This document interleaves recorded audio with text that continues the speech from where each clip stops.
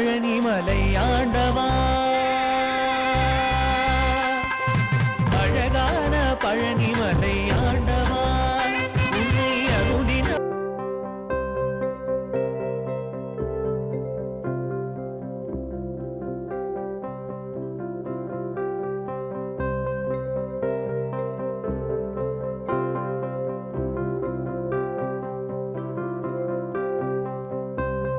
ஓம் சரவணபவா.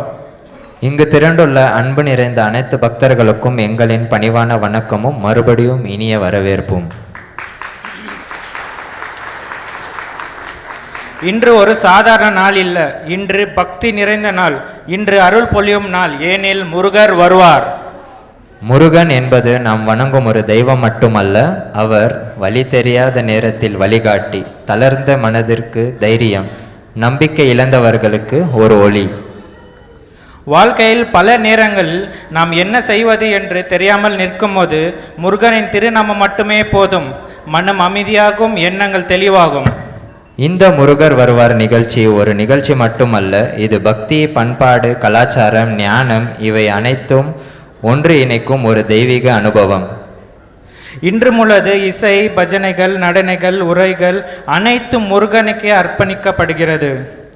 இந்த புனித நிகழ்ச்சியில் பங்கேற்ற மதிப்புக்குரிய விருந்தினர்கள், உரையாளர்கள், கலையாளர்கள் அனைவரும் முருகனின் அருளால் தான் இங்கு வந்திருக்கிறார்கள். இந்த நிமிடத்தில் நம்மை கவலை ஒதுக்கி வைத்து மனதில் முழுமையாக திறந்து முருகனை உள்ளத்தில் வரவைப்போம். ஏனெனில் முருகனை உள்ளத்தில் வரவேற்றால் அற்புதங்கள் அறிவிப்பின்றியே நிகழும். இந்த நிகழ்ச்சி ஏற்பாடு செய்த அனைவர் சார்பாக உங்கள் அனைவரையும் அன்போடும் பக்தியோடும் வரவைக்கிறோம். வேல்வேல் முருகா, வெற்றிவேல் முருகனுக்கு அரோகரா.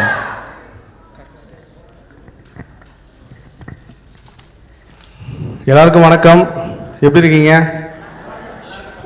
ஒரு தாழ்மையான வேண்டுகோள், உங்களை விட்டு ரொம்ப தூரத்தில் நிற்கிற மாதிரி இருக்கு. கீழே போய் பேசட்டுமா? இல்லை, நான் கீழே போய் அவங்க கூட பேசினா ஈஸியாக இருக்கும். ஏன்னா நிறைய ரொம்ப தூரமாக இருக்கிற மாதிரி இருக்குது. நானும் உங்களுக்கு ரொம்ப தூரமாக தெரிவேன். ரொம்ப நேரம் எல்லாருமே காத்திருக்கீங்கன்னு சொன்னாங்க. தாமதம் வந்ததுக்கு மன்னிச்சிருங்க. எல்லோரும் பெங்களூர்லேருந்து வந்திருக்கீங்களா இல்லை சென்னையிலேருந்து நிறைய பேர் வந்திருக்கேன்னு எனக்கு மெசேஜ் அனுப்பிச்சிருந்தாங்க. இப்போ தான் பார்த்தேன். யாரெல்லாம் தைப்பூசம் விரதம் இருக்கீங்க? ரொம்ப சந்தோஷம். யாரெல்லாம் விரதத்தை பாதிலேயே முடிச்சிங்க? ஒரே ஒரு அம்மா தூக்குறாங்க. அம்மா கவலைப்படாதீங்க, கண்டிப்பாக உங்கள் வேண்டுதல் முருகன் சொல்லிட்டு என்னோடய முருகர் ஆராய்ச்சியில் அந்த வள்ளியூர் கோவில் நம்ம உலகத்தில் இருக்கிற எல்லா முருக பக்தர்களும் கொண்டு போய் சேர்க்கணும். அந்த பயணம் தான் எப்போ வரும் காத்துட்டு இருந்தேன். ஆனால் பெங்களூர் பயணம் என்றைக்குமே முருகர் எதிர்பாராம தான் சில ட்விஸ்ட் வைப்பார். அப்படி தான் இந்த நிகழ்ச்சியும் திடீர்னு நினச்சா பெங்களூருக்கு வர வச்சுறாரு. அது உண்மையிலே இந்த பெங்களூர் மக்களோட அன்பும் முருகரோட சக்தியும் தான். எதிர்காலத்தில் இந்த முருகர் யுகத்தில் கர்நாடகாவும் இந்த பெங்களூர் பகுதியும் மிகப்பெரிய அளவுக்கு முருக சக்தியை செயல்பட வைக்க போது. அது நான் பல தடவை உணர்ந்திருக்கேன். அதுவும் ரொம்ப புனிதமான ஒடுக்குத்தூர் மகான் கோவிலில் நடக்கிறது பெரிய புண்ணியம். நீங்கள் என்ன இங்கே பார்க்க வந்ததை விட ஒரு 1000 மடங்கு சிறப்புனா இந்த மண்ணில் நிற்கிறதே ஒரு பெரிய விஷயம்.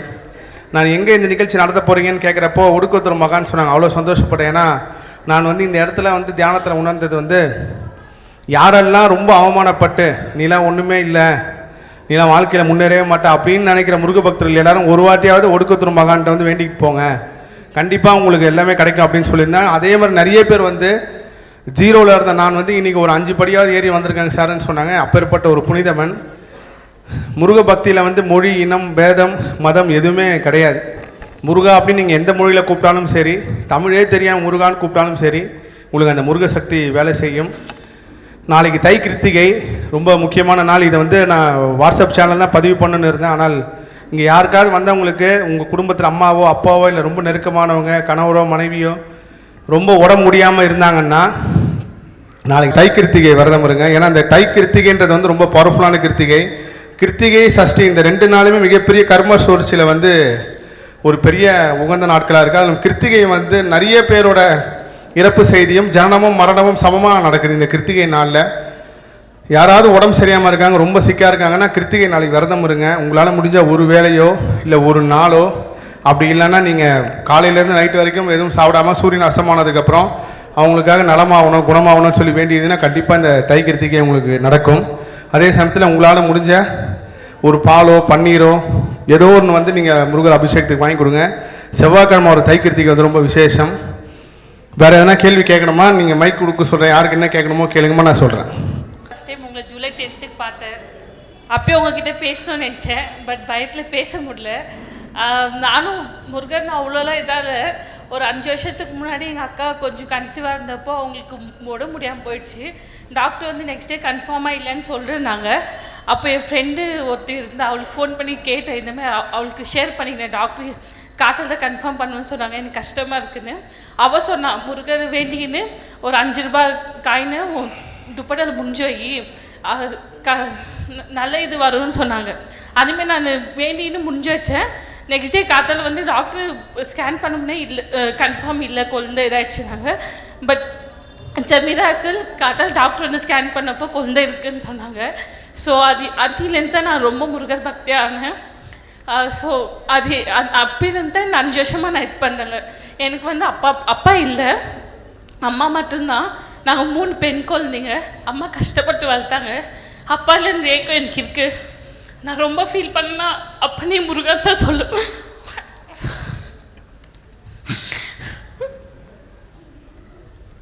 பொறுமையாக சொல்லுங்கம்மா, பொறுமையாக சொல்லுங்க.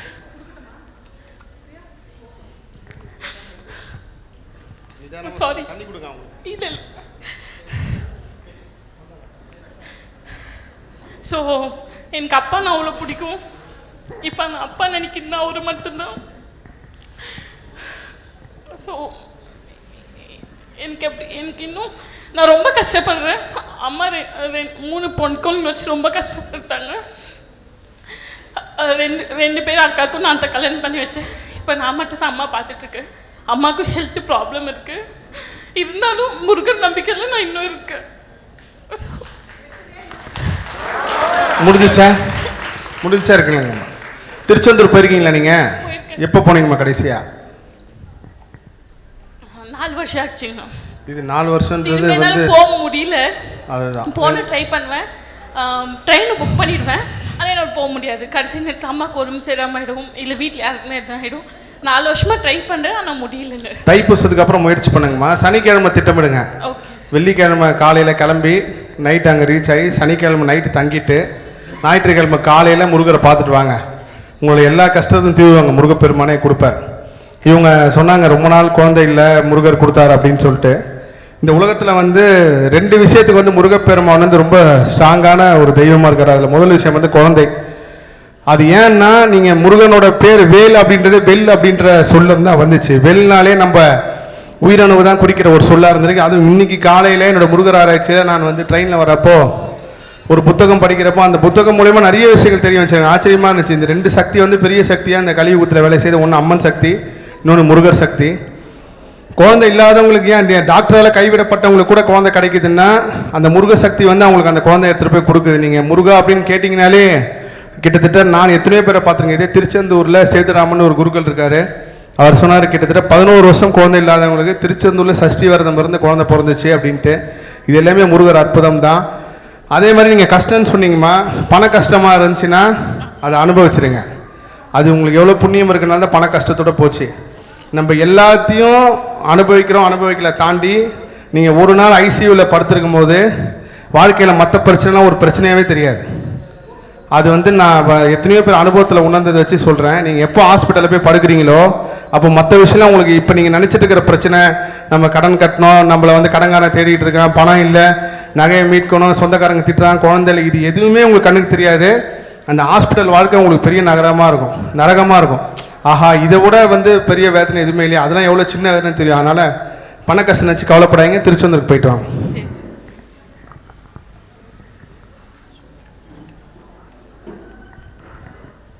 நமஸ்காரம் சார்.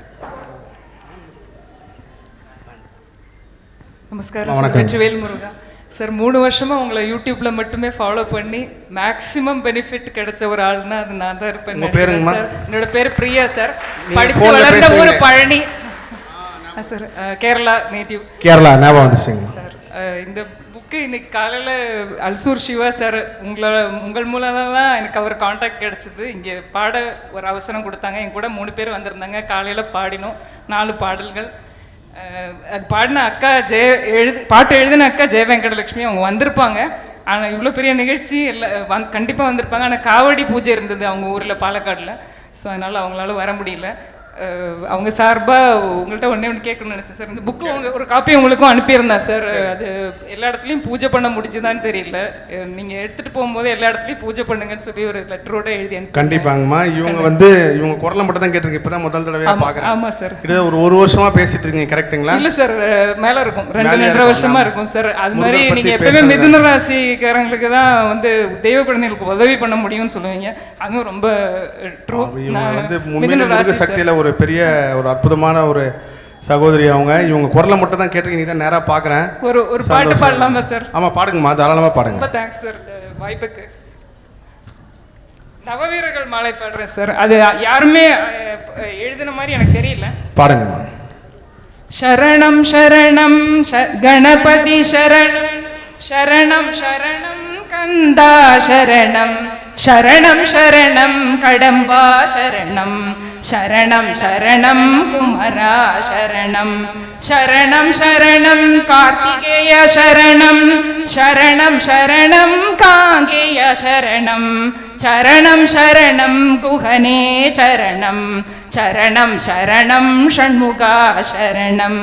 ஞானத்தின் வடிவாய் நிற்பவனவனே, ஞானத்தை காக்கும் தெய்வமும் அவனே, ஞான பழமாய் நிற்பவனவனே, ஞானானந்தனும் அவனே தானே.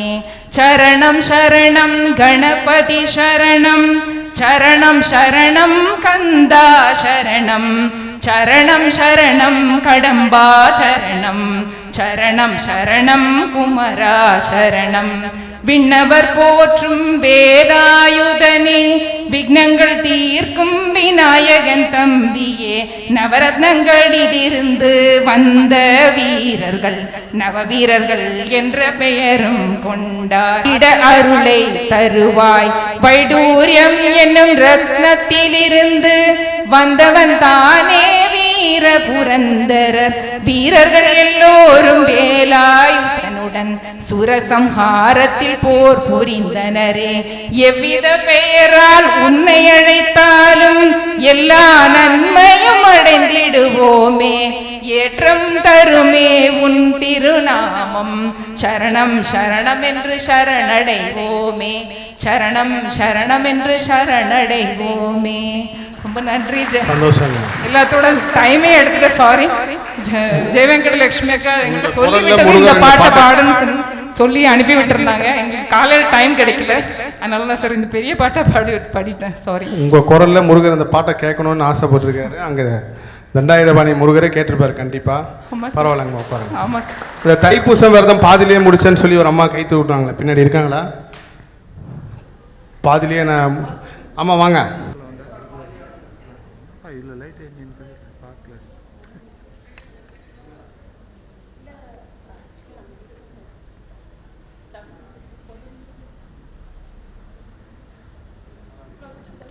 நேற்று வடப்பள்ளி கோவிலில் இந்த முருகர் மேலேருந்து இந்த பூ இது எனக்கு கொடுத்தாங்க. இதை கண்டிப்பாக எடுத்துகிட்டு போய் யாருக்கா கொடுக்கணும்னு தோணுச்சு. இந்த அம்மா பாடுறப்பா உங்களுக்கு தான் நினச்சி விரதம் பாதிலே முடிஞ்சிச்சுன்னு வருத்தப்படாதீங்க.